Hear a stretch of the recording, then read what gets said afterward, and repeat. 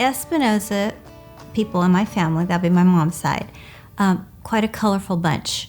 They came from my grandfather from a place called Monterrey, Mexico, and my grandmother was from Zacatecas, Mexico. So they came to, I'm second generation American. They came in sometime around 1920s, early, right around there. So my grandfather met my grandmother in Mexico, and they were very, very young. There's about a 7-year age difference. And they left and decided that they wanted to start a family in America.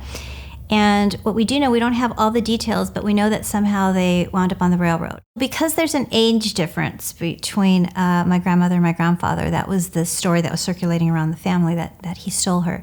But what's really interesting is that they came through Wilmington because my grandmother had her side of the family pretty much set up, but they didn't stay. So they stayed on the railroad. They went all the way up to Dunsmuir, California, and they started working on the railroad. We have pictures of my grandmother. She's, 17 years old, alongside my grandfather, and there's this classic photo where she's literally propped up on the rails. She has her boot up. She has a little empty bottle of wine right there. They have the dog, and my grandpa's right there, very protective over her. She had her first two children up in Dunsmuir, California, and I just find that fascinating that they would be up there. There's not a lot of Mexicans up there at that time. So around the same time that my grandparents immigrated to the United States, there was an aunt who was along the north, if you will, of Mexico, who was with the brigade, the Pancho Villa brigade.